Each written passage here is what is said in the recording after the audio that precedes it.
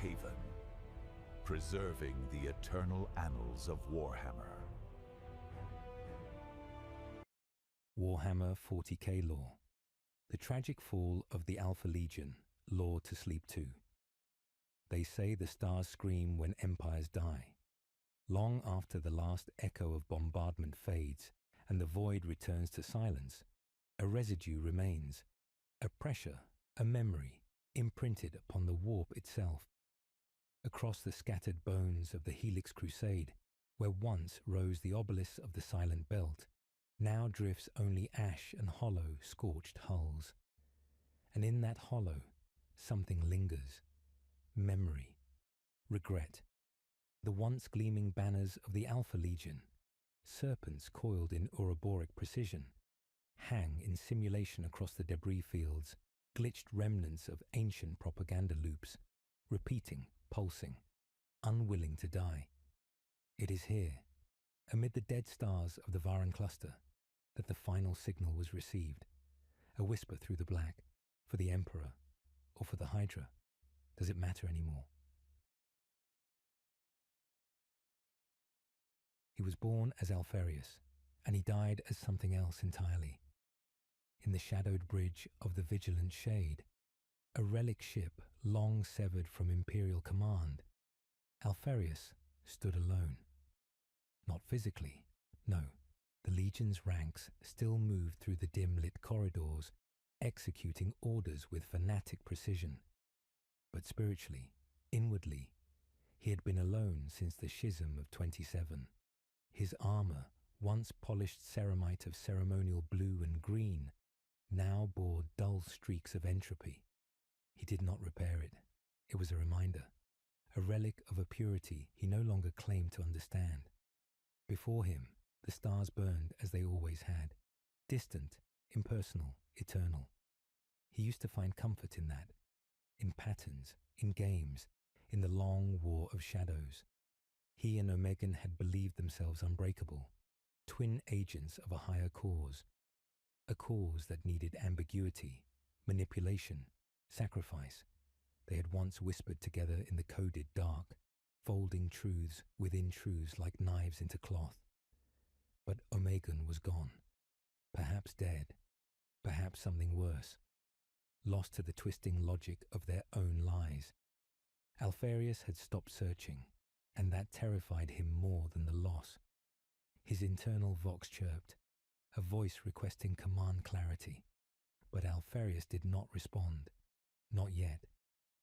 Instead, his mind wandered, tracing the ancient corridors of memory, to the day they stood before the Emperor himself. The weight of expectation in that gaze, immeasurable. It had felt holy, sacred. But that sanctity had cracked the moment the Hydra whispered a different truth. You were made for more than loyalty. He did not rebel in fire like Horus, nor through pride like Lorgar. The Alpha Legion rebelled through precision, a cut not through the flesh, but through the narrative. They would control the shape of the future, by being the villains that no one could destroy.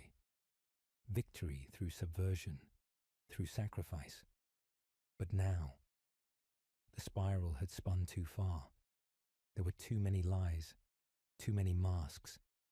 He could no longer remember which version of himself had ordered the Carcosa cleansing, or who had sacrificed the forge moon of Selenos to deny it to chaos. Was that Alfarius? Was that Omegon? Or was it someone else entirely? One of the many faceless Hydra heads that bore their name. He could feel the weight of immortality pressing upon him. Not in years, but in contradictions. Each decade piled new rationalizations atop the old, and with every necessary evil, the man behind the masks died further. Begin decryption, he finally ordered, voice rasping over the voxlink. A delay. His officers hesitated now. They feared him. Or worse, they doubted him. The message came through, a signal buried deep in the old Imperial code, a cipher that only he would understand, a signature he hadn't seen in over 300 years. Omegon, a single word, Linnaean, a word from their shared childhood on the mirror worlds, before the Legion, before the Great Game, before betrayal. Alfarius gripped the edge of the star map table, his gauntlet creaking, his eyes locked on the pinpoint origin, Icaros Threnody, a dead moon swallowed by warp scars and myth, a place they had buried centuries ago. He whispered to himself, "What are you playing at, brother? Was it a trap? A memory? A confession? Or the beginning of something else? Something final?" He closed his eyes, and the vision returned. The one that had haunted his dreams for years now. A serpent eating itself, burning, twisting into a spiral that collapsed inward into nothing. The end of identity, the end of purpose. And in that void, a voice like his own, laughing. He opened his eyes. Cold clarity returned. "To Icaros," he said. "Plot a stealth trajectory. Activate silent protocols. No escorts." The officer hesitated. "Alone, my lord." Alfarius's voice was flat, final. The game must end where it began. Above him, the stars did not answer. They watched, silent and uncaring, as they always had. But in the vastness of the galaxy, a current began to shift. Old powers stirred, sensing the moment approaching, the coil tightening, the Hydra about to devour itself. And somewhere, beyond time, beyond name, Omegan waited, either as a brother or as a shadow. The Alpha Legion had played its final hand. Now it was time to face what it had become. Icaros Threnody was not on any current chart. Its coordinates were purged from the Imperium star codices during the 12th Black Protocols, an action ordered and executed by Alfarius himself. It was not a world, it was a wound, a planet drowned in grief and silence, where the Hydra first slithered into shadow. As the vigilant shade descended into the atmosphere, its hull shuddering against the broken veil of atmosphere, Alfarius stood alone on the command bridge, encased in stillness. The old moon appeared before him, as it had in 100 half-forgotten dreams, scarred, dark, with rivers of black glass stretching like veins across its face. The skies here wept auroras not born of solar winds, but of the planet's own magnetic agony. A place cursed not by chaos, but by memory. Alfarius disembarked alone. His footfalls against the obsidian sand echoed louder than any gunfire. His helm was removed. He needed to feel this, to breathe the dust he had helped create. The air was thin, laced with metallic residue, tasting of ash and old betrayal. There were no birds, no life, only ruins. The citadel of Lernian unity still stood. Or rather, its bones did. A skeletal tower of shattered marble and fallen vaults. This was where he and Omegan had first broken from the Emperor's will, not in rage, but in reason. Where the Legion had split in purpose, though not yet in name. He remembered the ritual. No warp sorcery, no demon pact, just words. Cold, calculated dissent, shielded in logic. The seed of rebellion planted not in fury, but in belief. And he remembered the others, Darnath, Vial, Severin, his inner circle, the architects of shadows. The first to swear not to Alfarius, but to the idea. They had called it liberation. He called it necessity. And now their names were etched upon stone tablets, cracked and weathered, set into the memorial circle at the citadel's core. He reached one tablet, Vial's. Nothing is true. Everything is permitted. For the Hydra, he touched the inscription with trembling fingers. Vial had smiled as he died, burned alive in the depths of the Eidolon massacre to keep the Legion's secret weapon out of Chaos's hands. Alfarius had ordered it, not out of cruelty, but because it was necessary. He whispered now. "Did you forgive me in the end, brother?" A static hiss crackled in his left ear. Vox link flickered alive, a frequency long dormant, scrambled, familiar. Then a voice, faint, distorted, unmistakably Omegon's. You returned. You never could let the game end, could you? Alfarius froze. The voice struck him like a thunderbolt across time. Not memory, real. He scanned the ruins. No signature, no movement. Omegon, he said aloud, his voice a blade of ice. If this is a trick, I will end it here. Not a trick, not a game. A confession. He turned, fast, drawing his Volkite pistol, scanning the broken vaults. Still nothing. You left me here. With a lie. You always knew, didn't you? Alfarius swallowed hard. A rare flicker of uncertainty crossed his otherwise stone-hewn face. He descended into the lower vaults, deep beneath the citadel, a place sealed even to his own legion for centuries. Each step downward grew colder, more claustrophobic, like walking into the heart of a grave. This was where the Linnaean schism had begun and ended. He came to the chamber, circular, lined with old sigils carved in both Terran Low Gothic and the serpentine tongue of the ancient Hydrophor cults. In the centre, a stasis coffin, unpowered, and inside it, a corpse. He fell to one knee. Omegon. The body was perfectly preserved in cryo-death, unmoving, real. He had died here. Alfarius didn't speak for a long time. Eventually he said, "Then who have I been hearing all this time?" The Vox crackled once more. "I am the lie you needed, the lie you became. There was never a difference between you and me, Alfarius. You only ever killed the part of yourself you couldn't face." The room began to shake, gently, rhythmically, as if the moon itself had begun to breathe. He staggered back. His mind reeled. If Omegon was dead, truly, physically dead, then what voice had guided him these past centuries? Who had whispered plans in the dark, issued orders through masked agents? Had it all been Alfarius? Had the Hydra consumed itself long ago? He looked down at the stasis coffin again and saw the symbol etched on its side, the Ouroboros, inverted, the serpent eating itself from within. He laughed, a broken sound. "You planned this. You planned your death. You knew it would break me." The voice whispered one last time, faint, fading into the static. "No, Alfarius. You planned it. That's the only truth left." He stood slowly. For the first time in millennia, he felt cold. Not from the air, but from something deeper, a severing. The Legion's voice had always been collective, hidden, decentralized. That was its strength. But without belief, without identity, it was only noise.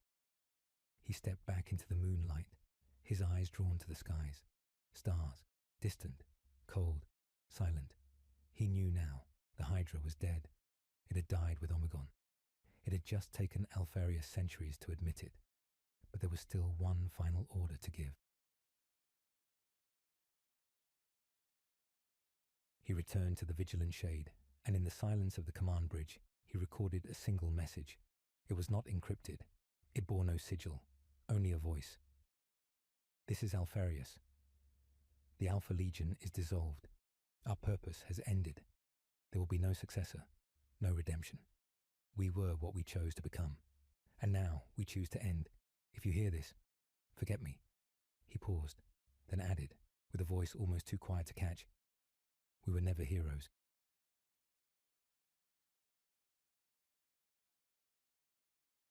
In the shadows of Icaros Threnody, something old and final settled into stillness, and as the Vigilant Shade slipped once more into the void, one set of eyes closed on a moon that had once promised a better future. Only the stars remained, unblinking, unmoved. And Alfarius was alone. They called him Inquisitor Consul Seraphis Yist, a hammer of the Ordo Xenos, breaker of cults and alien heresies. To the Imperium, he was a ruthless savant of interrogation and purging, a master of dissecting psyker covens and dissecting genestealer infections at their root. He had served 3 segmentum lords, been granted the Crux Obscura for valor under hive collapse, and burned 1,000 secrets in the name of the throne. But beneath the scarred flesh and steel-rimmed rosarius, Seraphis wore no soul, only the whisper of a serpent. He stood now before the wreckage of Citadel Raal, deep within the outer ocularis drift. It was a ruin of glass and sorrow, its monastic spires crumpled like parchment under the weight of orbital fire. A Mechanicus enclave once whispered to possess fragments of the Noctis script, a pre-imperial index forbidden even to the Inquisition. Someone had beaten him here. Someone had burned it all. Someone who knew what to erase. Alfarius, he whispered under his breath. The name tasted like dust and rusted iron. Not the man, the idea, the signal that had gone silent 3 weeks ago, ripped from the Legion's echo networks with surgical finality. An absolute order, a final dissolution. Seraphis had received it and rejected it because he knew Alfarius, or rather, he knew to never trust him. He activated his visor, cycling through spectral layers. Heat signatures long dead, ionic ghosts in the walls, nothing but ash. Except there, a flicker, residual warp trace, thin, engineered, deliberate. Breadcrumb, he muttered. Classic pattern. Sector Icaros, origin. He inhaled sharply. He returned to Threnody, the birthplace, the grave, the scene of the betrayal he had never witnessed, but whose consequences he had obeyed all his life. Obedience. The word cracked in his mind like dry bone. Once, long ago, he had a name, Avon Raal. Born on the Legion world of Thelxian Sigma. Inducted into the Legion not by test, but by invitation. A prodigy, a mimic, a mirror. Omegan had seen his potential, handpicked him for deep integration, the Hydra's longest con. An Alpha Legionnaire so submerged in an inquisitorial identity, even he sometimes forgot the truth. For centuries, Arvin had served the Imperium as Seraphis, climbing the ladder of distrust and secrets. He had killed agents of chaos, imprisoned elderly godspeakers, and burned librarians for mere suspicion. He had never broken cover, not until now. We do not break cover, Alfarius had once told him, during a rare moment of truth. We simply turn the mask inside out, until it becomes the skin, and yet he had broken it. The message had been real. The Alpha Legion is dissolved. He felt it like a fracture across his spine. Rage, not born of betrayal, but of abandonment. He accessed his private Vox halo, one line only, inactive for 73 years, a frequency known to no one but ghosts. Operative Calidus Avon to Echo Hydra. Signal black confirmed. Command has severed the coil. Awaiting Shadow Council confirmation. There was only static. And then, something else. A whisper, not a sound. A presence, not Omegon, not Alfarius, but another voice. One from the Garden of Mirrors. He lied. He always lied. Seraphis froze. A heat rose in his skull, like fire beneath ice. The message wasn't on Vox. It was in him, reactivated. A dormant neuroscript, implanted long ago, before his second rebirth. He fell to one knee, teeth grinding. His vision flickered. The world became numbers, codes, shapes, truths. If he dissolves the Legion, he dissolves the dream. Is that what we bled for? He cannot kill what he no longer believes in. But we remember, and then silence. He rose slowly, eyes blazing behind the mask. Alfarius was done, broken, fragmented by the guilt he pretended never existed. But Omegon, Seraphis didn't know. The data was never clear. The body found on Threnody could be anyone, could be real, could be false. But the dream, that was real. The Imperium had to fall. Not in flames, not in chaos, but in silence, in secrets, in its own reflection. That was the only truth the Alpha Legion had ever believed, that humanity would be saved by forgetting what it was. Seraphis stood atop the ruin, the void above pulsing with distant dead stars. One of them was Thelxion Sigma, now glass. One was Hydrafer, now silent. One was Threnody. He sent the signal. A ripple in the warp, not a beacon, a suggestion. And across space, in broken warband's deep cells, old coils buried within the administratum, a few eyes blinked open, a few masks cracked, and whispered, Hydra Dominatus. The Alpha Legion was dead, but Seraphis Yist had never believed in its life, only in its design. And some designs never die. They only forget what they are. It had taken 279 years for Brother Thale Marek to piece together the shape of the serpent. Long ago, the Emperor's light had burned clean in his eyes, bright, unshakable, righteous.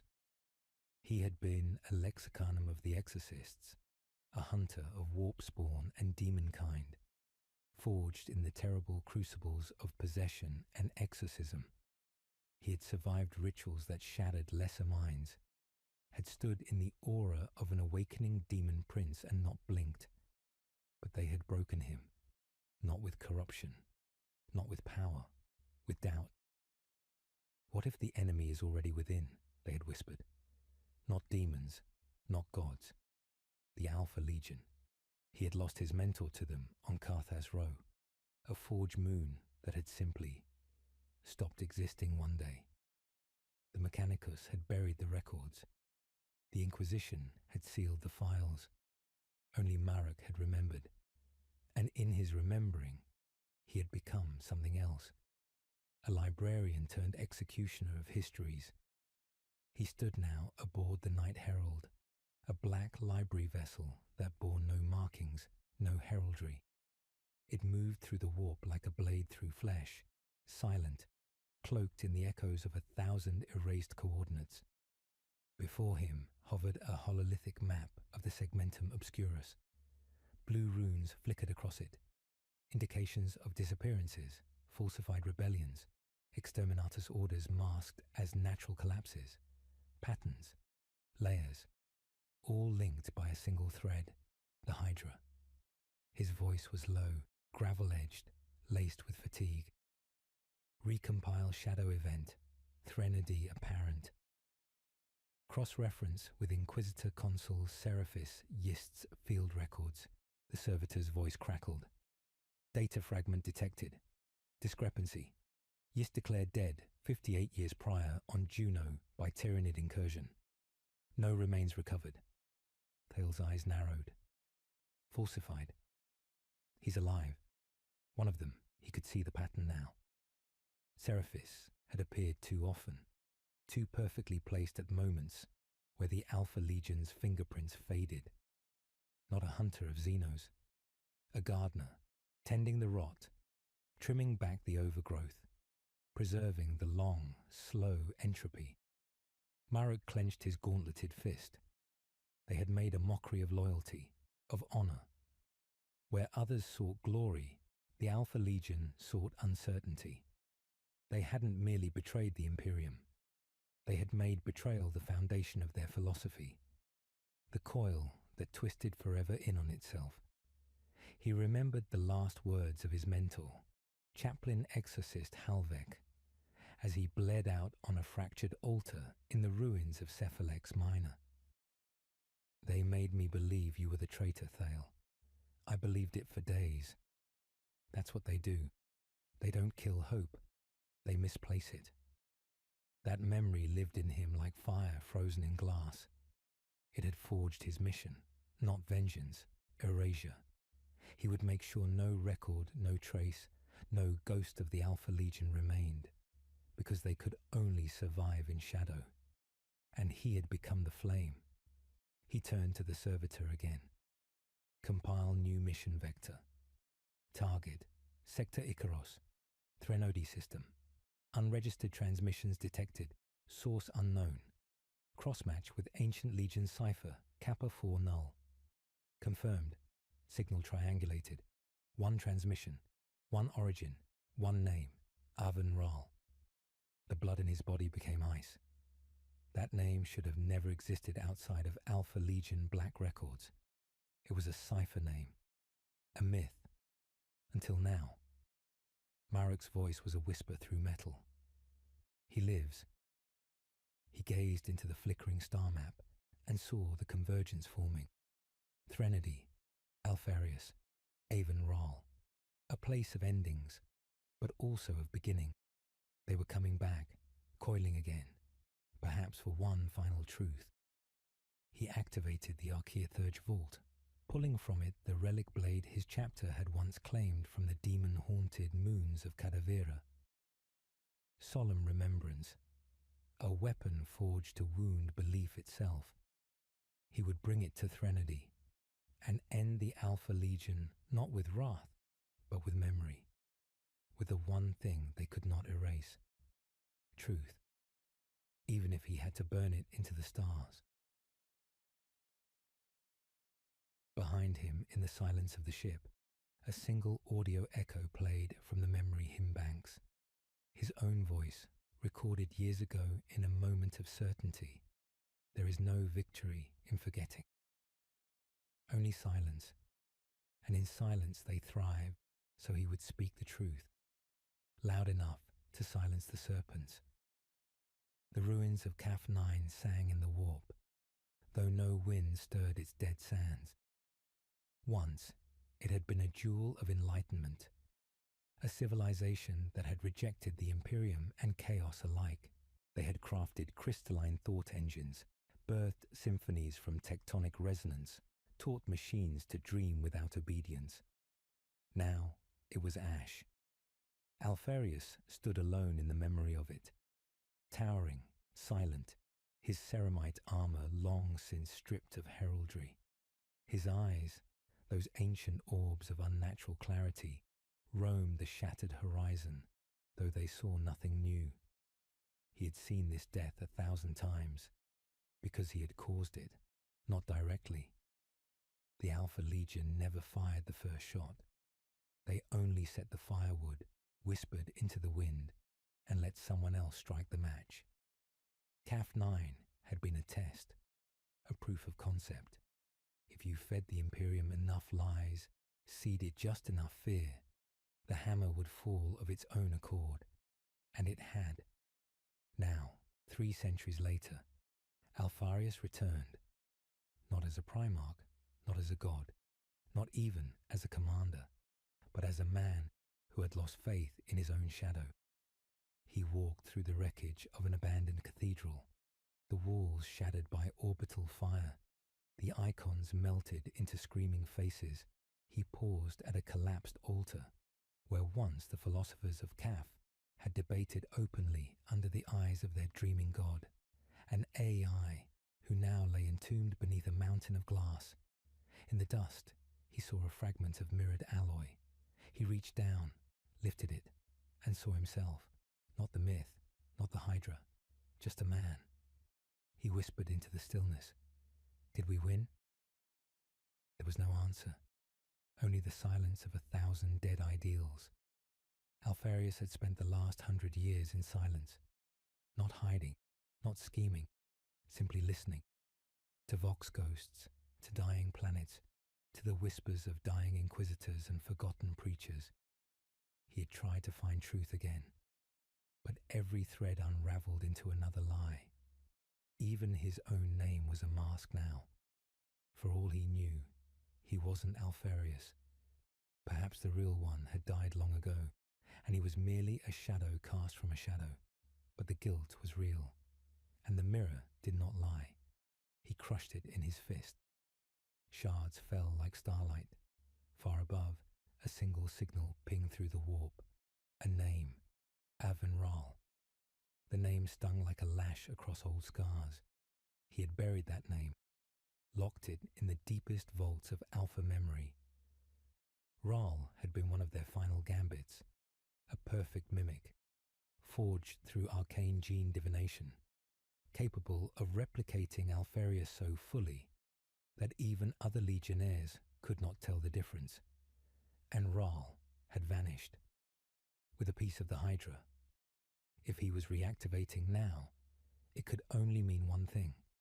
Seraphis had survived. Worse, he was moving the coils again. Alfarius whispered, "So the game continues." But there was no pride in his voice, only exhaustion. He turned from the cathedral, stepping out into the crimson dusk of a ruined world. His armor hummed softly, readjusting its sacred geometry to cloak his form from the vox thoughts of orbiting satellites. He activated a comm node buried in the bones of a ruined war engine. "Threnody," he muttered. "Of course." The place where they had hidden the mnemonic seed. A living repository of Alpha Legion memory. Impossible to decode. Impossible to destroy. Seraphis must have gone to reawaken it. He should stop him. But he didn't move. He looked up at the stars, dimmed now, distant, like the eyes of gods who had grown tired of watching. "I don't even know what we were trying to save anymore," he admitted. Then, after a long pause, "I think I remember wanting to be a hero." That word felt bitter in his mouth, like a lie told one too many times. He began to walk, not toward Threnody, not yet. First, he would visit Delphos Null, the station where Avan Rahl had been born, where lies had first learned to breathe. Because before he could stop Seraphis, he had to know if he still existed at all, if he was still Alfarius, or just another shadow of a shadow.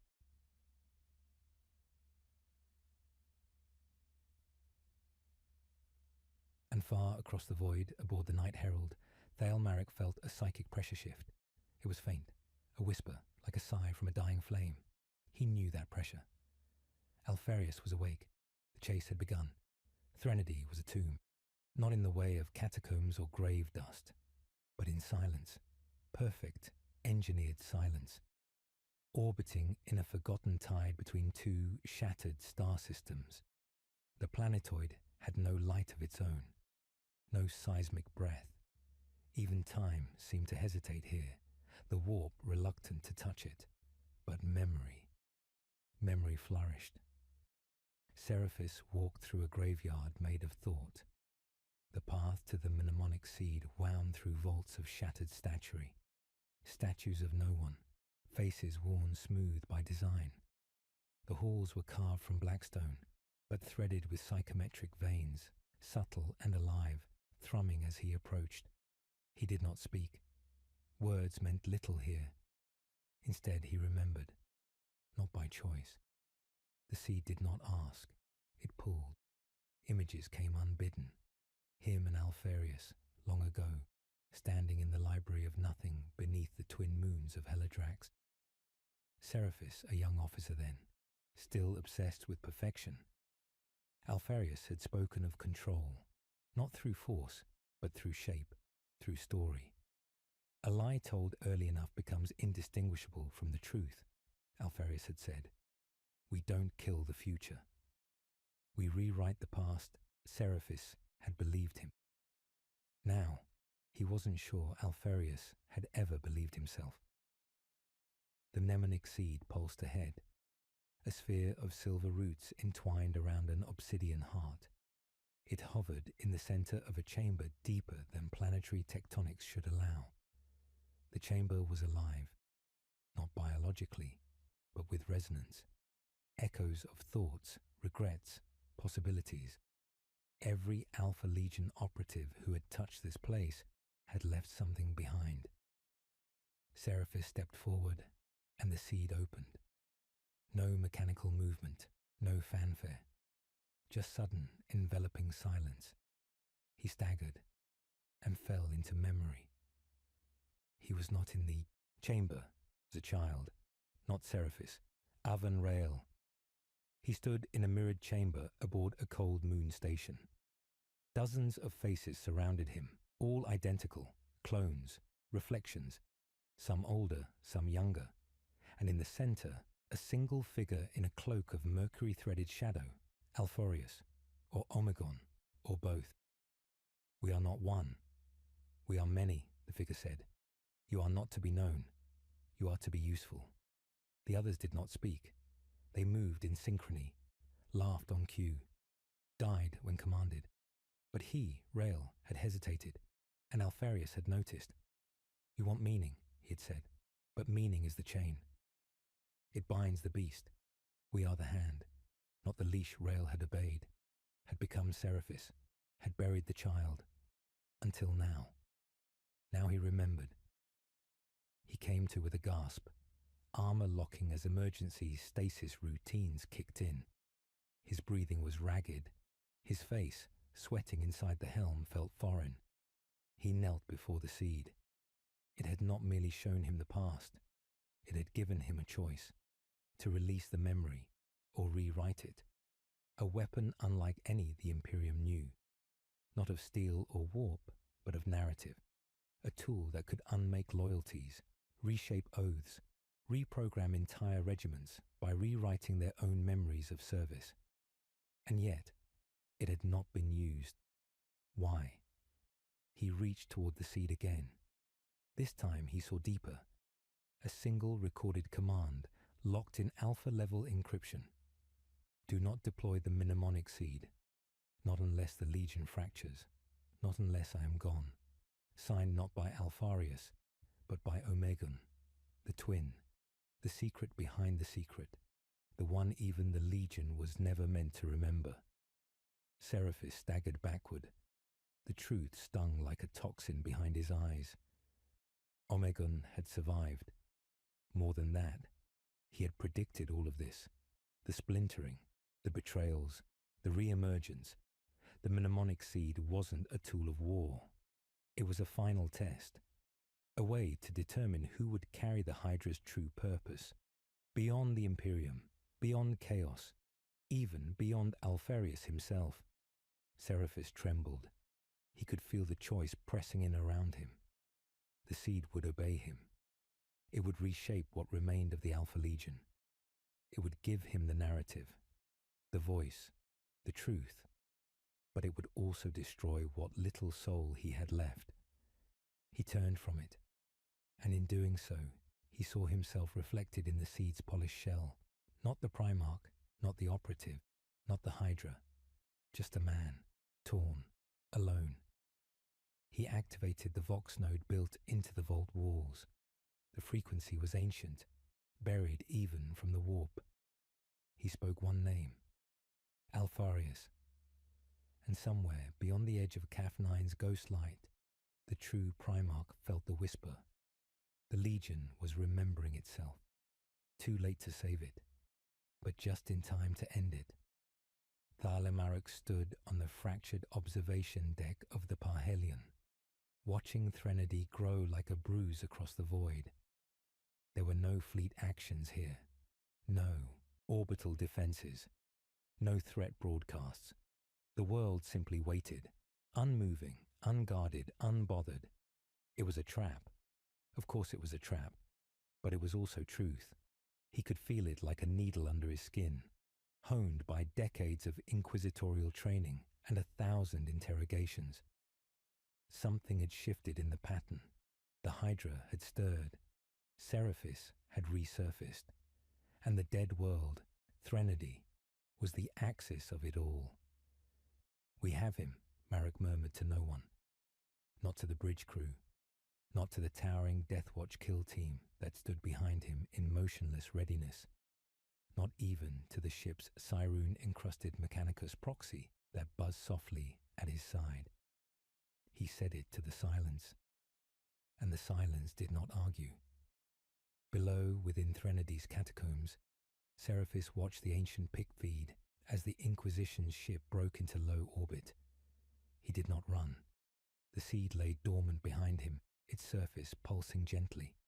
Neither warning nor invitation, merely presence.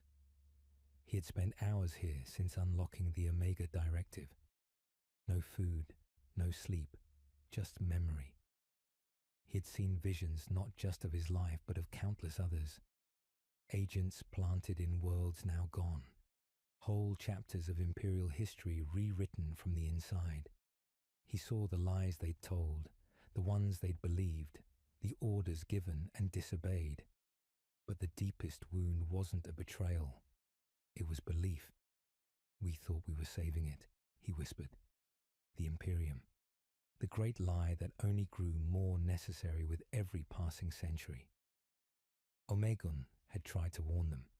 He'd locked the seed behind impossible encryptions not to protect it, but to delay its use, to make sure no one, not even Seraphis, would reach it without paying in blood and sanity.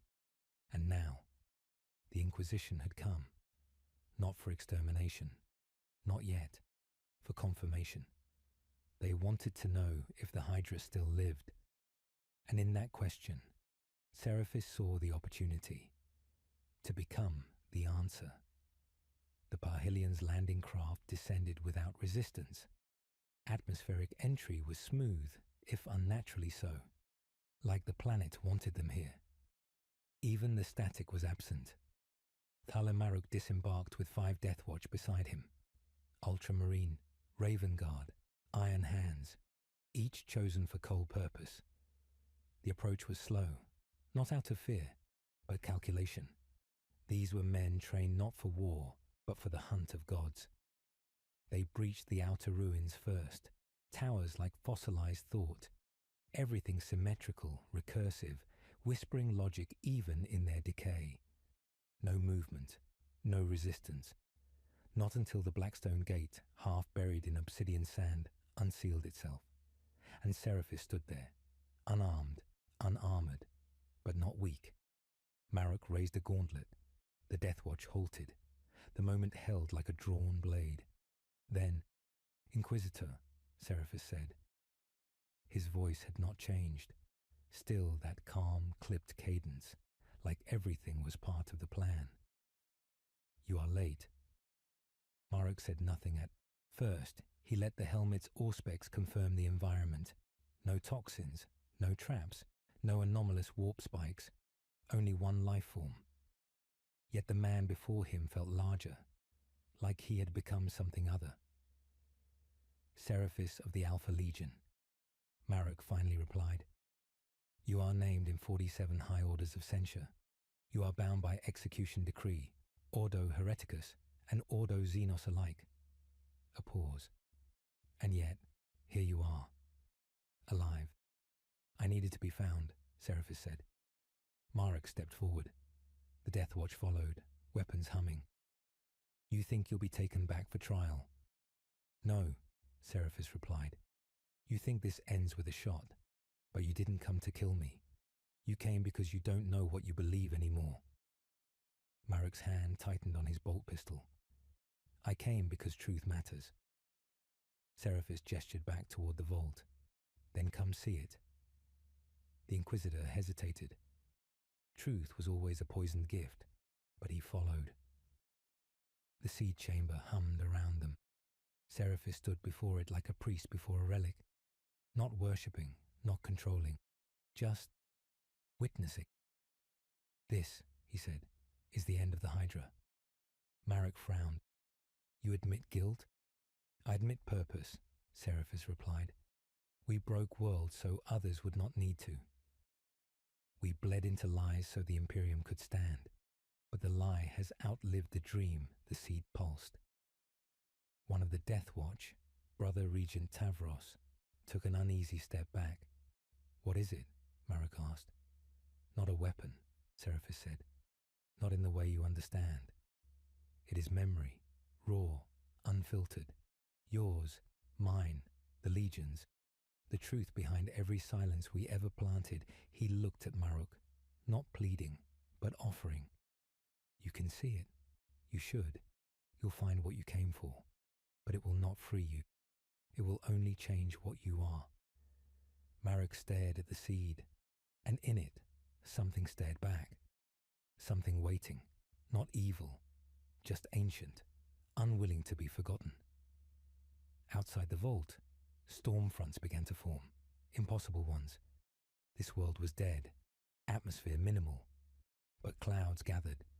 Wind howled in silent pressure. Electrostatic charges rippled across the vault's stone ribs. The seed was not just memory, it was awake. Marok stood before it, his hand hovering just above its surface. He could pull back, order its destruction, end this chapter forever.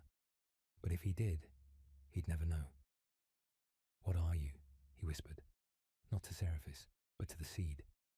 Seraphis didn't answer. He only watched and waited. The Inquisitor touched it, and the vault went dark. Not in power, not in vision, but in certainty. Everything began to rewrite. There was no time. There was no ground beneath him, no air around him, no body to hold, only memory, and not his. Thalemaruk fell through thought. Each second stretched like the warp, malformed, infinite, threaded with echoes. The seed had not opened a door. It had removed the walls. His inquisitorial mind, trained to pass heresy, to reduce chaos into logic, was cast adrift in a flood of histories written by liars who believed they were heroes. He saw through the eyes of 10,000 operatives, unmarked men and women, forgotten names, grey ghosts who had destabilized planetary governments in silence, seeded false cults to divert attention from real heresies, whispered wars into motion to prevent greater fires. Alpha Legion. He saw their victories not celebrated, only erased.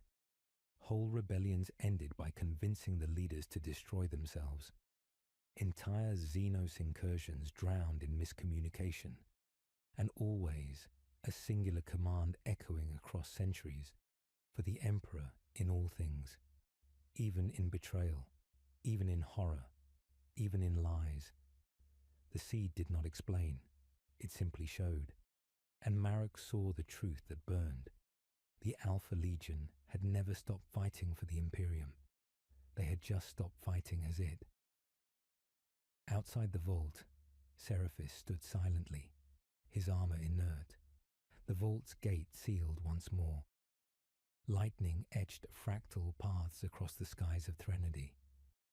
The Death Watch formed a cautious perimeter, but none of them fired.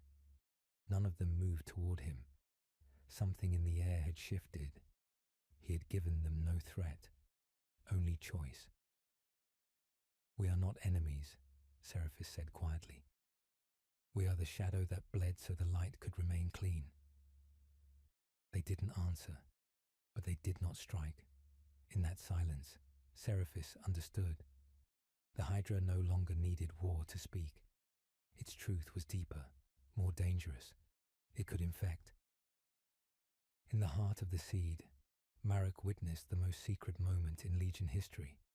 He saw Omegon, bare-faced, standing alone in a ruined vault after the heresy. His twin, Alfarius, slain at the hands of Robut Gilliman, or Dawn, or perhaps neither. The histories contradicted. Perhaps that too was intentional. Omegon knelt before a device like the seed, older, scarred with necrontyr geometry, pulsing with residual psychic scarring. He was weeping, not in grief, in exhaustion. He whispered, "You will not remember me, but I will ensure you survive me." And the device replied not in words, but in futures. Marok saw that moment as the fulcrum, not the heresy, not the siege. The twin who survived had become something less and more than human, not immortal, not divine, just burdened. The Alpha Legion had splintered after that moment, not in ideology, but in belief. Some had tried to maintain the lie of Chaos Allegiance, pretending loyalty to ruinous gods. Others had broken away entirely, becoming warlords, information brokers, false prophets. But the core, a few, a dwindling few. They had continued the Hydra's original purpose. Manipulate the galaxy to preserve it. even if no one ever thanked them, especially then. Marok emerged from the seed with a scream caught in his throat. He staggered back, slamming against the wall, his mind seared with truths that did not fit into his soul. His body felt cold, too small, mortal. Seraphis was there, waiting, unarmed, but not harmless. "You saw it," he said. I don't know what I saw," Marok gasped. Half of it was contradiction, lies wrapped in sincerity, truth weaponized. "Welcome to the Legion," Seraphis replied. Marok looked at him like a blade not yet drawn. "You've killed billions." "And saved trillions," Seraphis said, calm as stone. "Through genocide, through cultural manipulation, through destabilization, and your Ordos haven't." That silenced him. Seraphis stepped forward. "When you burn a world infected with warp taint, when you sanction a planetary cleansing to stop a heresy you cannot even define, do you count the children, the farmers, the non-combatants? You've made the same decisions we have, only you get statues. We get oblivion." Marok's hands clenched. He wasn't ready to believe, but something in him was already changed. Not converted, just cracked. Far away, across the stars, another figure moved. A giant, cloaked in shadow, helm wrought like the primordial Hydra itself. His voice was silence, his presence a ripple in unreality, a name not spoken in 10,000 years. Alfarius, not the echo, not the myth, the original. He stood aboard an obsidian vessel in the Edge realms beyond imperial charting. The Chimera Ascendant was crewed by none, guided by nothing but ancient code. A lesser warlord knelt before him, trembling. "You said the seed would not awaken," the warlord rasped. Alfarius said nothing, but something moved behind his eyes. "It's been found." His voice was quiet, ageless. Then the coil begins again. Back on Threnody, Marok stood under a sky cracking with stormlight. He looked at Seraphis. "What now?" he asked. "You return," Seraphis said. "You say I was dead, or never found, or found and sanctioned. The Legion fades again, and if I don't?" Seraphis looked upward. "Then you'll see what happens when the Imperium finally learns what it fears most, that it has always stood on lies too valuable to discard." Marok turned away, but he could feel it already. Not loyalty, not conversion, just doubt. The smallest cut, the deepest wound. The seed pulsed quietly behind them, waiting for the next believer, or the next betrayer. And far beyond, the god who waits turned its gaze toward terror. They said Alfarius died on Pluto, or on Escrador, or at the edge of the Maelstrom. They said he was killed by Rogel Dawn, by Robert Gilliman, by Lehman Russ. They said he died twice, or not at all. They said he never existed. They were wrong. He lived, he endured, and he watched as everything he bled for became ash. The vessel was silent, drifting beyond the ghoul stars, past the borders of mapped space. Its engines ran not on fuel, but on preserved motive rights encoded in languages no human priest could pass. This was the Chimera Ascendant, one of the last true Alpha vessels, one of the few that still remembered him.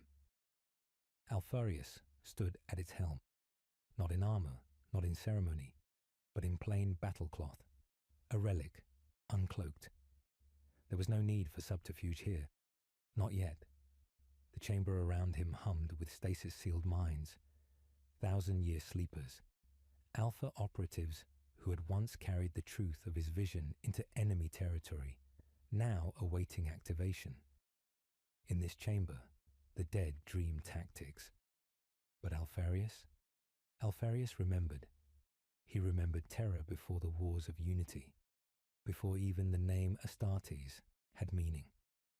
He remembered when the Emperor had looked at him, not as a weapon, but as a possibility.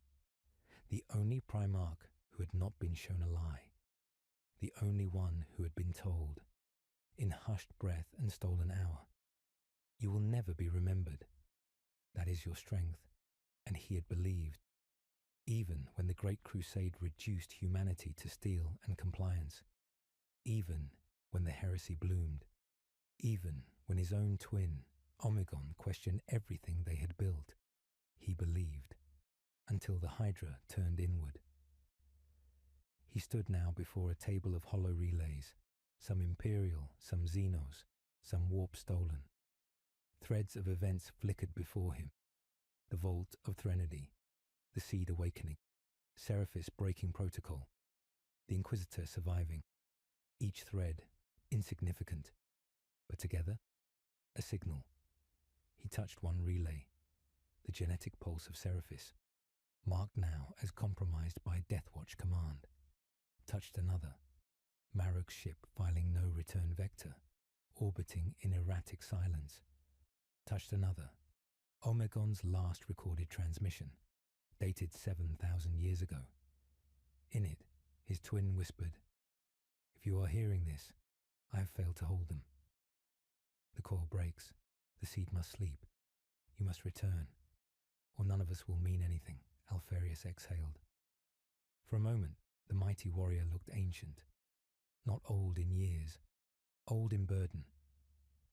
He turned to a figure beside him, faceless, robed, crafted in biomechanical symmetry, a construct of unknown origin.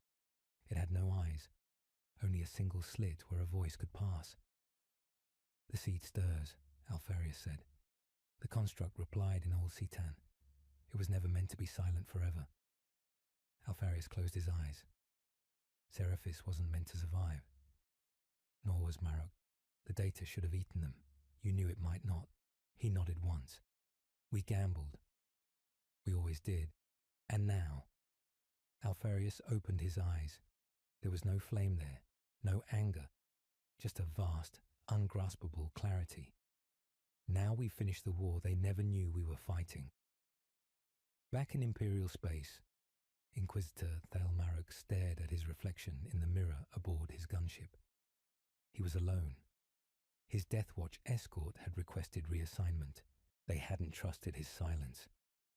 They had seen the way he paused before naming the Alpha Legion traitor, the way his voice cracked when he lied. And so he was alone. Alone with the voice that now whispered at the edge of sleep. Alone with the vision of Omegon, crying before an alien device. Alone with the choice, to report or to vanish, to tell the Inquisition everything and condemn Seraphis and the Legion to purgation, or to vanish into the Hydra's coils and find out what lay deeper still. Marok's hand hovered over the transmission node. The Vox unit clicked once. Data streamed in Imperial code. His override key pulsed. Inquisitor Marok, the signal crackled. Confirm recovery of the target. Confirm elimination. Confirm fate of Seraphis. He stared. His lips parted. And somewhere, a second voice, one not his, whispered through his mind. "You know what they will do with the truth. Tell them a lie they can survive." He closed the channel. Elsewhere, Seraphis moved in shadows again, but he no longer moved with certainty. The vault had changed him. The seed had reminded him what they used to be. His armor had no heraldry now. He had filed off the Hydra, not out of shame, out of preparation, because the Hydra was not one sigil, one legion, one agenda. It was memory itself, memory of what they meant to do, before war, before chaos, before every lie had to be told for the sake of survival. He rendezvoused with a contact cell, Operative Vex, Agent Al-Nari, Cypher 8. All had splintered from the Legion over the centuries. All had returned, because they had felt the same pull, the same reawakening. "The seed is active," he told them. "The god who waits is watching." Operative Vex hissed. "Then we're running out of time. If he returns, Seraphis shook his head. He never left. In the dream realm of the warp, beneath layers of unreality, a throne pulsed. Not the golden throne. Something older. A construct built of dead thoughts and cursed futures. On it sat no god, no demon, only a mind, waiting. It felt the seed awaken. It felt Marek hesitate. It felt the Hydra stir. And it smiled, because the coil had turned once before. But this time, it would devour its own tail and begin anew. In the deep dark between stars, where light had not touched for millennia, the Alpha Legion convened. They came not as a force, nor as an army. They came as echoes, encrypted signals, ghost vessels, biomechanical familiars that had once served as assassins and saboteurs. Each delivered a fragment of a message. Together, they formed a pattern, a convergence. One word, one command, return. They obeyed, not because they trusted it, because they remembered it. And at the center of this whispered gravity, Alfarius stood once more, whole yet fractured. He looked no different, tall, sharp-eyed, with the subtle grace of a creature bred not for war but control. But there was something hollow in his gaze now, something time could not fix. He stared across a deck of ancient steel, where Seraphis had just arrived. The younger legionary knelt, but not entirely in submission. It was a kneel made of ritual, not reverence. Alfarius's voice was low. You wear no Hydra. Why? Seraphis rose slowly. Because I do not know what it stands for anymore. Silence, not anger, just silence. Good, Alfarius said at last. Then you are ready. He turned away, and the chamber around them began to shift. Walls realigned, data streams illuminated long-dead screens, and stasis pods hissed open. Not warriors, memories, stored archives, true history, the original plan. The seed was never a weapon, Alfarius said. It was a correction. A last breath in case the galaxy veered too far from control. The Emperor's vision was fragile. He thought unity could be enforced with truth. Seraphis frowned. But you lied to your brothers. I lied to save them, Alfarius replied. Would you prefer they died believing they were free? Across the gulf of void, Inquisitor Thale Marek docked his vessel with a derelict listening post orbiting the collapsed star Exoris 9. It had been coded with Hydra signets long thought obsolete. Layer 9 encryption, Omegan-era subfiltration. But Marek had decoded it in hours. The whispers in his mind had grown clearer. Not demonic, not malignant, but familiar. In a way he had no words for. He stepped into the structure, ash-coated, power-starved, strewn with forgotten bones in black armor. They had died waiting for orders, but the signal pulsed. It led him to a single data core, encased in silver, humming with a heartbeat rhythm. As his gloved fingers activated it, a figure appeared. Not Alfarius, Omegan, the twin, unmasked, scarred, tired. If you are hearing this, the message began, you've come too far. That means the seed is awake. That means the war is already lost. I tried to stop him. The words hit Marek like gravity. Alfarius believed in the long war. He believed we could outmaneuver time. That chaos, the Imperium, even death itself could be beaten by strategy. But we forgot one thing. Omegan's voice trembled. You can't plan for love. Not loyalty. Not obedience. Love. The kind that makes you betray logic, betray the plan. It crept in. Into us. Into the Legion. The hologram flickered. The coil isn't breaking. It's turning on itself. If you still have your mind, run. If you don't, follow it to the end. Just know this. The god who waits isn't Alfarius. It's what we turned him into. On the Chimera Ascendant, Alpharius led Seraphis to a sealed chamber, guarded not by guns, but by choice. The door read in ancient script, Predictum Ultima, the final directive. Inside, a coffin-shaped pod hummed. Inside it, suspended in partial cryostatic, was a child, human, normal, unaltered. A girl, maybe 12 standard years old. Dark hair, pale skin, faint green hue to her veins. Seraphis stared, bewildered. Who is she?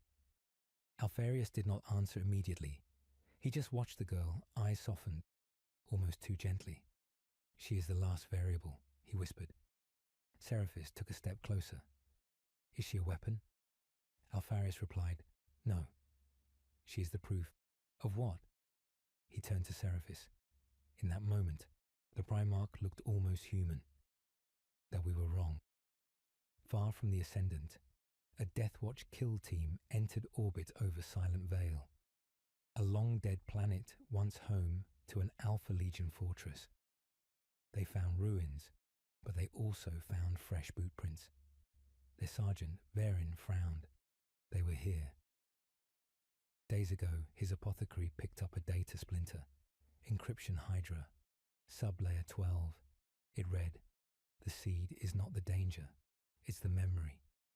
Before they could report, the sky cracked open, not from orbit, but from within the atmosphere. A ship decloaked, one not marked in any Imperial registry. It bore no weapons, only a symbol, a coiled serpent, eating its own tail. A voice echoed over comms. Go home, warriors. You're too early. In the warp, something vast stirred. It was not alive, not dead, not sentient in the way flesh understood it, but it was aware. The god who waits had watched the Alpha Legion fracture and realign. It had waited for the seed to stir, and now it had only one goal, to remember, because memory, unfiltered, is a weapon. And the Alpha Legion had built the perfect war machine. They had built a mind that could never forget, because it never forgave. As the chapter closes, Alpharius turns to Seraphis once more. You asked what the Hydra stands for. I will tell you, it stands for contradiction, for the truth inside a lie, for loyalty through betrayal, and for the question that must never be answered. Seraphis nodded slowly. And the question? Alpharius's eyes gleamed, half in sorrow, half in steel. Who did we really betray? It began not with war, but with silence. A silence that spread across Vox networks and psychic echo lines like a plague. The kind of silence that only happens when too many things are watching, and too many forces have decided to wait. At the edge of Segmentum Obscurus, Inquisitor Thalmaruk watched the stars flicker, not from natural death, but interference. A jamming signal, ancient and precise, had been activated. Origin, the Chimera Ascendant, and worse still, he could feel it, not in his mind, not even in his soul, but in his past. This isn't a blockade, he said, turning to his adepts. It's a filter. They're choosing what history survives behind him. The Omegon echo flickered again. The dead twin, the voice from before, returned, more coherent now, but no less haunted. You don't understand, Inquisitor. We weren't protecting secrets. We were protecting meaning. If you let him finish the coil, no memory will be pure again. Not yours, not the Imperium's, not even ours. Thale stared at his own hands, trembling. Why? He had never feared war, never feared monsters, but this was doubt, and doubt rewrites everything. In the sealed vault aboard the Chimera Ascendant, Alpharius watched the girl sleep. She had not aged, not a wrinkle, not a breath misplaced. Her stasis field was beyond even Mechanicus comprehension, crafted from lost Xenos chronologies and proto-Necron chronotronics. She was not a prisoner. She was a witness. The girl's name was Asher, And long ago, before the Great Crusade, before the birth of Primarchs, before even the Emperor ascended Terra, she had spoken to something in the warp. Not a god, not a demon, a truth. It had marked her. Alpharius did not explain this to Seraphis in full. He offered only fragments, just enough to draw him deeper. What if the Emperor was wrong? Alpharius whispered. What if we all were? Seraphis answered coldly. That doesn't mean we fix the galaxy by breaking it further. Alpharius smiled, sadly. No, but we can correct the memory of it, and therein lay the truth.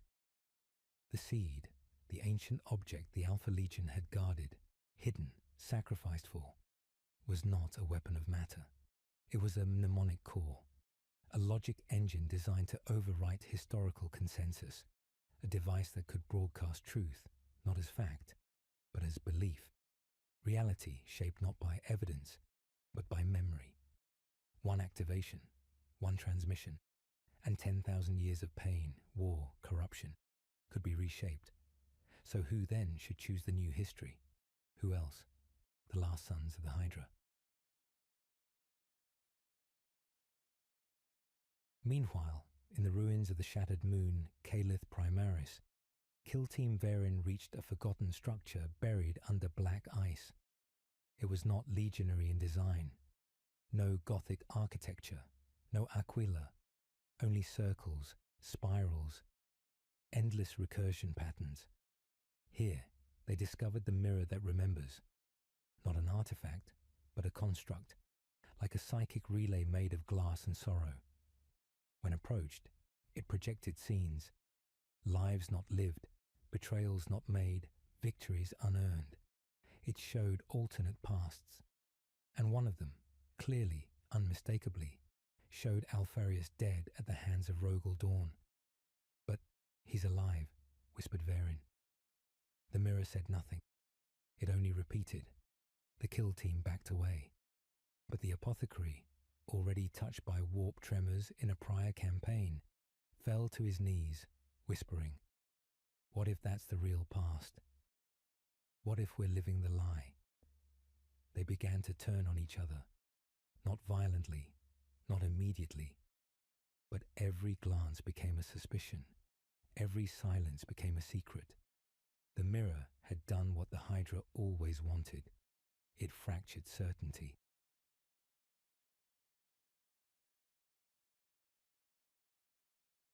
Far above, Inquisitor Marek broadcast a universal distress signal, not to the Imperium, but to anyone listening beyond logic. His words were intercepted, decoded, and then retransmitted by something lurking deep in the immaterium. It wore no form. It spoke no name, but it heard him. I need to know the truth, Marek whispered. Not just about the Alpha Legion. About everything a voice responded, not from the Vox, but from within him. It was his voice, but wrong. Then sacrifice your certainty. Only then will you see the God who waits. Back aboard the Ascendant, Seraphis approached the girl's stasis pod alone. Alpharius had vanished into the depths of the ship, communing with the seed, preparing its ignition. The girl stirred. Seraphis's hand hovered over the release lever. Just one touch, and he would wake her, learn the truth, stop the lie. But what if the lie was better?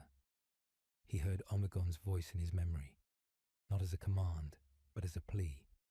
You don't kill the past, you infect it. That's what he's doing.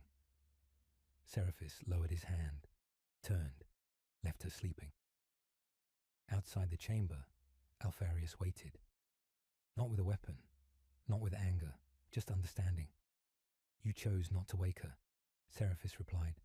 Not yet. Good, Alpharius nodded. Then you still believe in the possibility.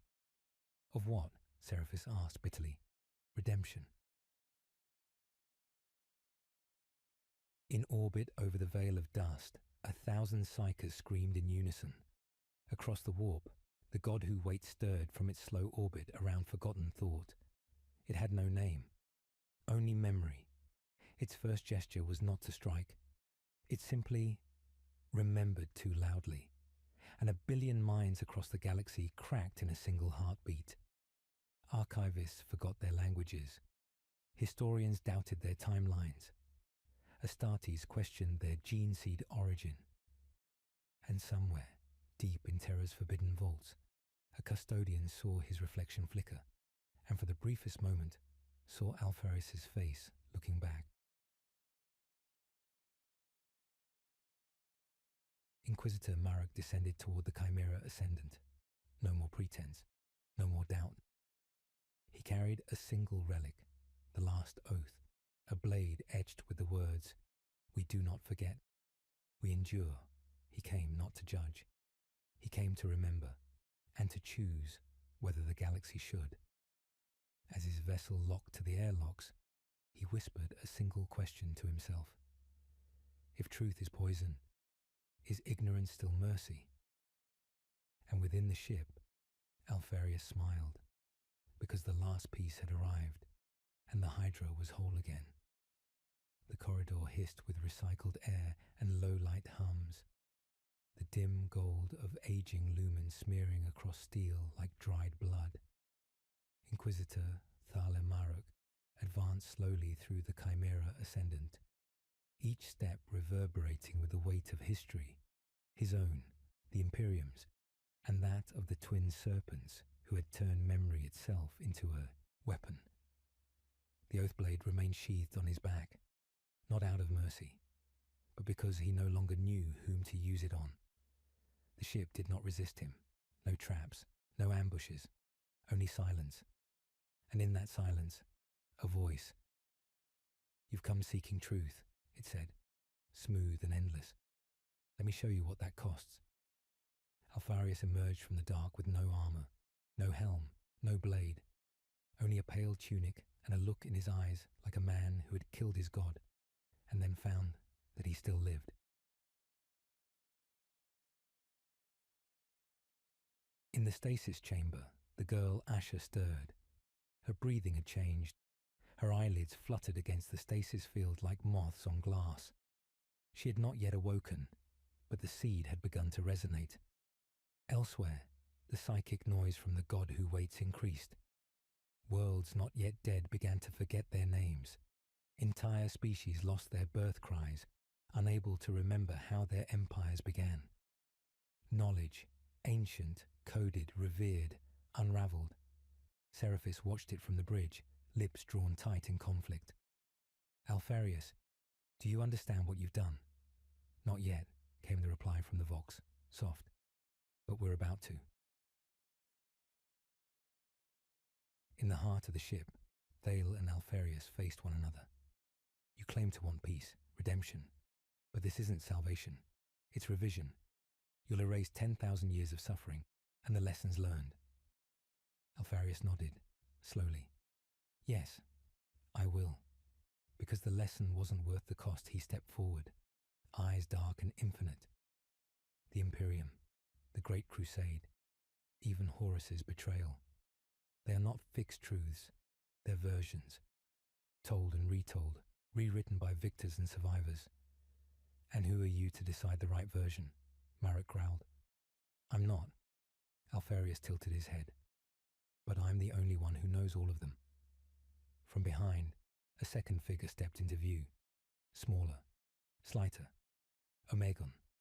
Not dead. Never dead. He had been hiding in the shadows of memory all along, through Seraphis, through reflections, through psychic masks and feigned madness. "We never left," Omegon said. "Not really. We became the lie, so the truth could survive."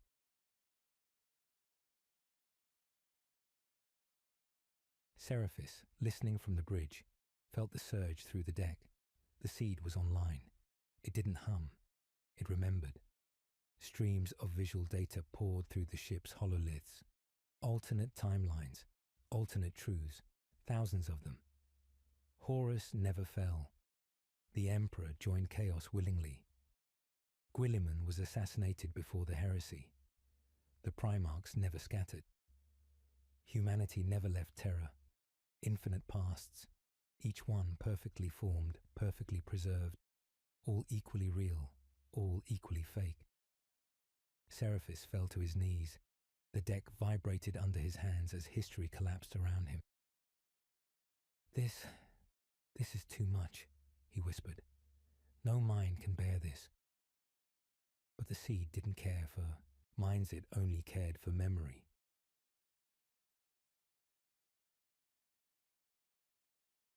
Back in the core, Alfarius raised his hand and the chamber around them shifted.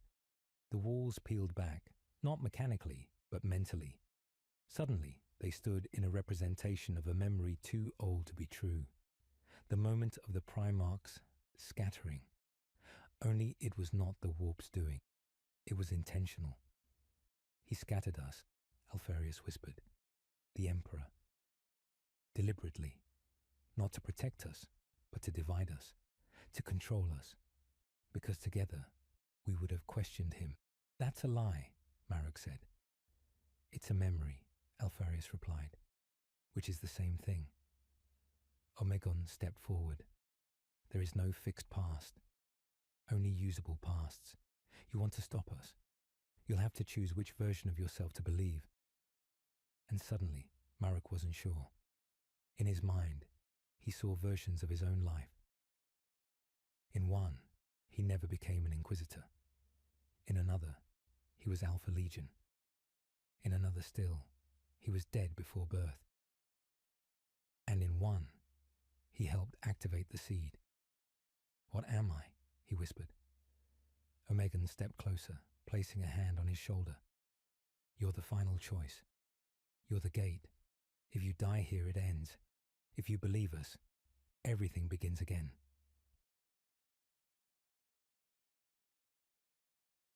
On the bridge, the girl awoke.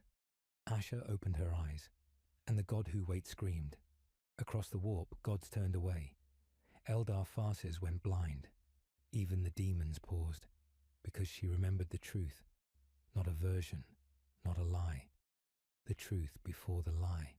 The thought that predated chaos. The choice the Emperor made when he first touched the warp. And she whispered it, not in language, but in memory. The seed caught it, and the galaxy shuddered. Inquisitor Thale raised the oath blade. His vision blurred, his mind fractured. He saw the Emperor weeping. He saw Alfarius die at Dawn's hand, and not die. He saw a time where the Hydra saved Terra, another where they destroyed it. He saw a version of himself that forgave, and another that killed without pause. Then silence, and he made his choice.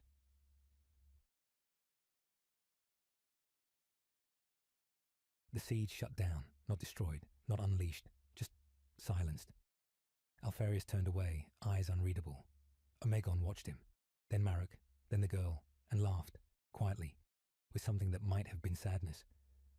Of course, the memory that hurts most is the one you choose not to share. Marek dropped the oath blade. I didn't come to kill you. I came to stop you. But I think I've only paused it. Alfarius nodded. That's all that ever happens in history. Someone pauses it, and someone else presses play. He turned, walked into the shadow of the chamber, and was gone. So was Omegon, and the girl returned to sleep.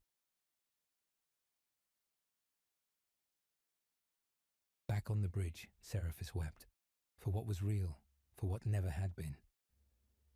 In the end, he realized the truth. They weren't trying to change history, they were trying to make it survivable. On Terra, a custodian entered the Emperor's chamber with a sealed data crystal. Inside, it held a single image. Alfarius standing next to the Emperor, smiling. And no one could say whether it was true. The stars, for a moment, flickered backward, and across the galaxy, millions woke up wondering if yesterday had ever happened at all. It began with a scream that no one could hear. not the sound of pain, but of remembering. The seed had been silenced, but not forgotten. Its brief moment of activation had left scars through the warp like cracks in the veil of sanity. Entire star systems blinked, their reality briefly rewritten before snapping back. People awoke changed, speaking languages they never knew, weeping for memories that had never happened.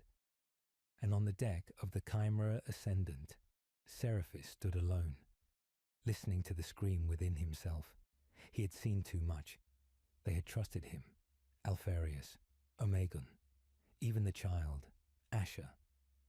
For decades, he had believed their vision, a secret salvation, buried under 1,000 lies. But now, standing amidst the echo of collapsing realities, he knew the truth. They never wanted to fix the Imperium, he whispered. They wanted to replace it. He was the last Hydra head that still remembered what loyalty once meant. In the chamber where the girl slept, the ship's spirit began to awaken. The machine memory, ancient, half-human, half-program, recognized the flicker of betrayal in Seraphis's heart, and it reacted. Steel groaned. Pressure doors slammed. The lights dimmed to blood red. The Chimera Ascendant was no longer neutral.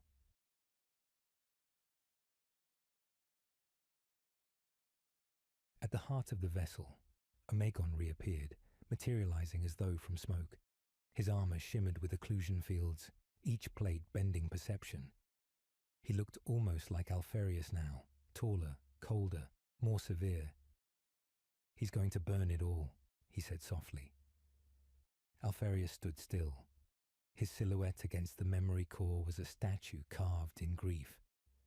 Let him try. You knew he would turn, Omegon said. You always knew. I hoped he wouldn't. There was no anger in his voice, only weariness, the tone of a man who had walked through 1,000 betrayals and still hoped, against logic, that one soul might resist the coil of fate. He saw the seed, Alpharius murmured, and in seeing it, he saw what he was. A pawn, Omegon asked. A mirror, Alpharius corrected.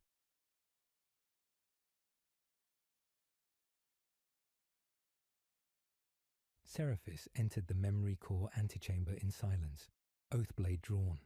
The blade shimmered with purity seals that pulsed in rhythm with his heartbeat. The girl, still sleeping, was suspended in her stasis field, and beside her stood Alpharius, unarmed.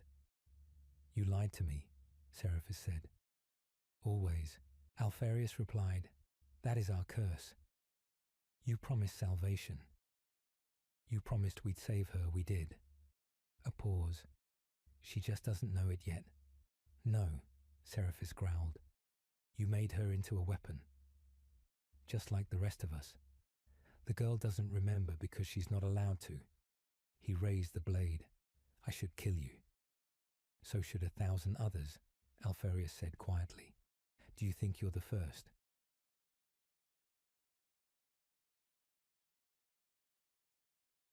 But Omegon was already behind Seraphis. The betrayal came not as a strike, but as a whisper. You were never one of us. The neural lash crackled as it connected to Seraphis's spine, flooding his body with memories not his own.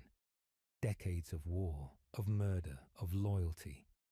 Images of Seraphis planting bombs beneath loyalist spires, of poisoning water supplies on Hive Terrax, of manipulating Astartes into fratricide.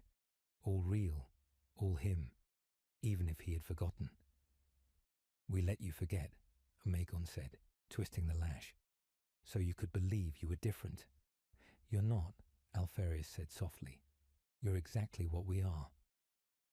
What we all became, Seraphis dropped to one knee, blade clattering from numb fingers. He remembered it all now. Elsewhere, the warp storm Ragnarok's maw began to churn.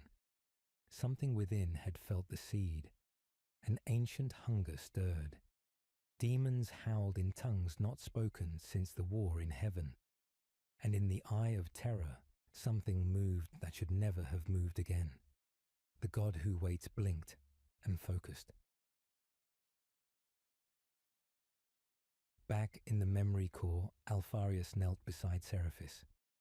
You wanted to be the one who changed us, the loyal one, the good one. But there is no good in the Legion, only what works. You lied to us all, so that we might one day be free. Free of what? Seraphis rasped. The Emperor. Chaos. Ourselves.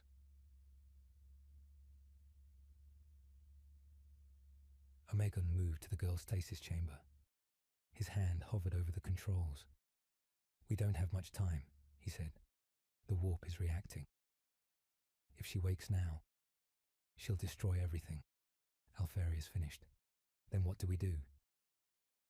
Silence. And then, Alfarius turned to Seraphis. You have one last choice. Kill me. No, remember me, and remember her. Guard the memory, not the facts, not the version, but the intention. We're going dark again, Omegon said. Just like before. Just like always. It's the only way, Alfarius said. The Hydra must vanish, for the galaxy to heal. Seraphis wept, not for himself, but for the lie he had believed, and for the truth he now had to carry alone. You'll make me your final echo, he whispered. No, Alfarius said, standing. We make you our final truth.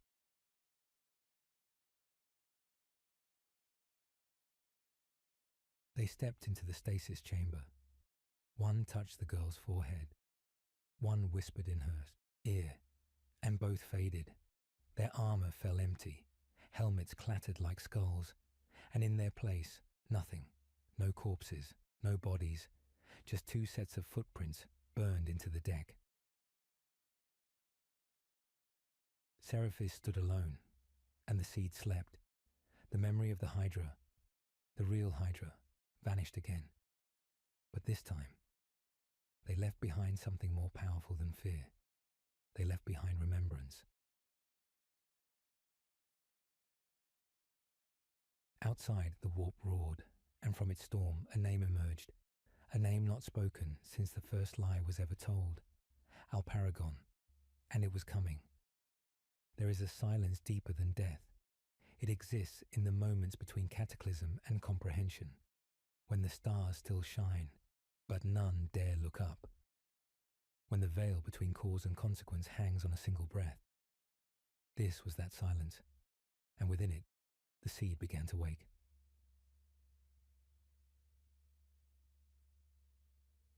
Seraphis stood at the edge of her stasis chamber, his hand hovering over the control rune, trembling. All around him, the Chimera Ascendant groaned like a dying god. Warp lightning split the void outside, flashing across a viewport like the Last Judgment. The storm was no longer content to roar. It whispered now. She is the key, it breathed. She is the lock. Across 100,000 psychic nodes, demons screamed her name, though they did not know why. And deeper still, in the hollow eye of the storm, something old and formless stirred, a shape without shape, a god that had waited long enough. The Alparagon. Seraphis remembered now. Every shadow war, every lie, every child taken from distant planets and reshaped into false saints or silent weapons. The girl, Asher, was not an accident. She was the culmination. She had been born of gene magic, yes, but she had been dreamed first, whispered into existence by the Hydra's deepest conspiracy.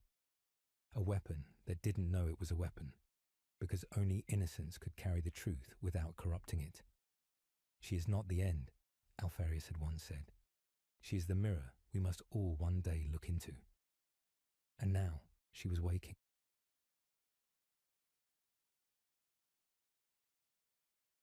The stasis field unraveled slowly, shedding layers of time like a peeling star. Her body floated downward with impossible grace, eyes still closed, lips barely parted. She did not breathe. She remembered. Elsewhere on the ship, the crew had begun to lose their minds. Some wept openly, overcome with unearned grief. Others chanted languages long dead. One man drove a knife into his own heart and called it a gift for the waking one. Asha's presence was leaking into the present. She had not yet spoken, and already the warp bled through her shadow. Seraphis watched her eyes flutter open. They were not human eyes anymore. Not quite. Not anymore. Not after what the Hydra had done. "Hello," she said, voice soft, untouched by horror. "Do you know who you are?" Seraphis asked. She tilted her head. "I remember everything." There was no fear in her, only sadness. And then she said, "You're the one who still believes in them." Seraphis sank to one knee, not out of worship, but apology. "I thought I was saving you. I thought I could stop this." "You did," she said. She reached out and touched his brow, and in that moment, he saw it all. The future, not one, many. Asha walking into the heart of terror, wrapped in light, dissolving the Emperor's throne in a wave of forgiveness. Asha consumed by demons, becoming a god thing of sorrow, reshaping the galaxy in endless mourning. Asha as nothing more than a girl killed by fear, forgotten like all failed messiahs. Each possibility burned behind her eyes. "You choose now," she said, "not me." "But how?" Seraphis asked, choked. "How can one man stand against the warp?" "You can't," she said, "but you can choose where I go." "And what I carry," she looked past him then, toward the viewport, as if seeing the Alparagon beyond the veil. "It wants to make me a god," she said. "But gods only exist when we stop remembering who we were."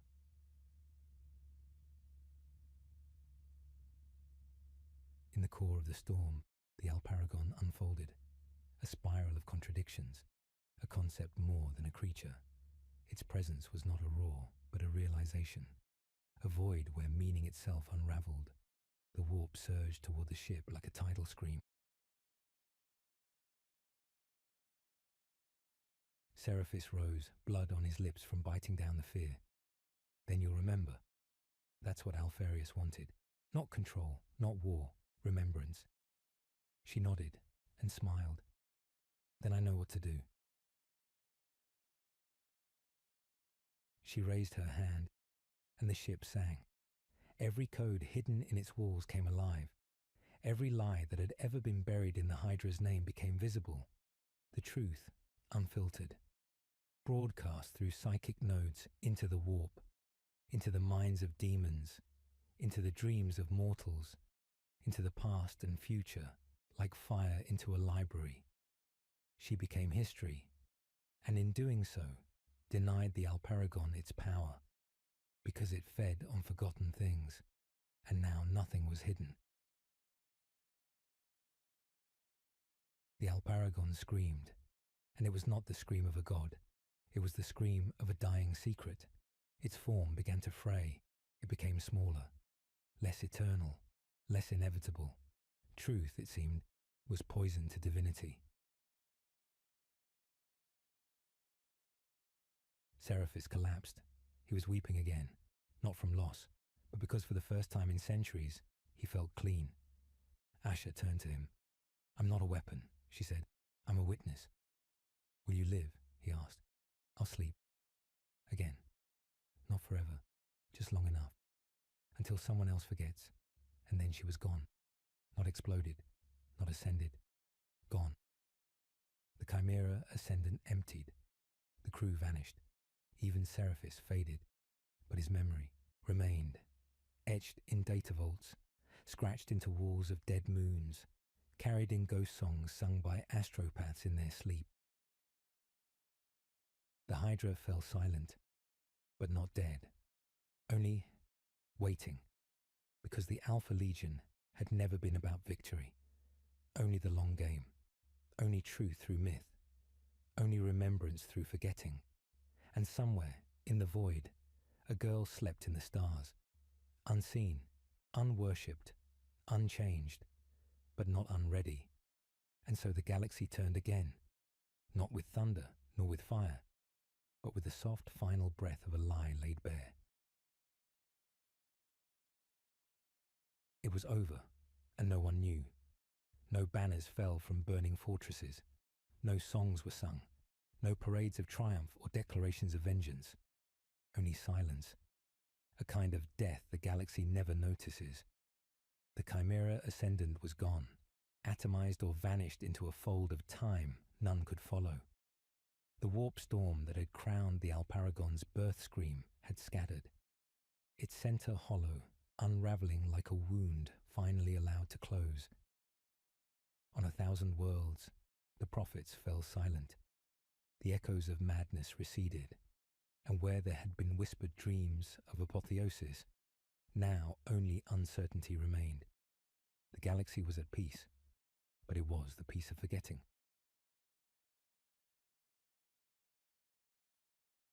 On the ash-coated plains of Sycorax Null, an inquisitorial expedition unearthed a shard of obsidian etched with a single sigil.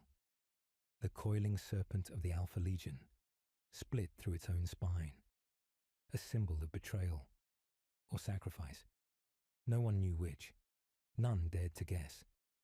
The sigil was passed, hand to hand, vault to vault, debated in midnight conclaves by hollow-eyed scholars who understood too late that they were holding a story that would never be finished, because the author had never wanted an ending, only remembrance.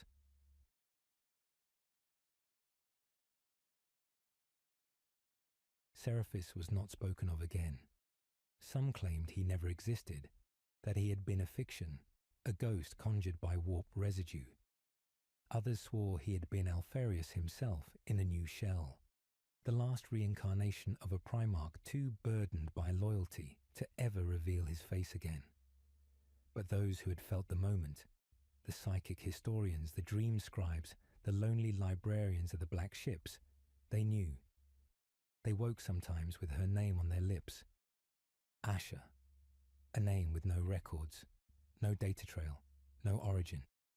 Only that once, in the dark, a girl had chosen to carry truth instead of glory, and then had let herself be forgotten, because the truth only matters if someone chooses to remember it.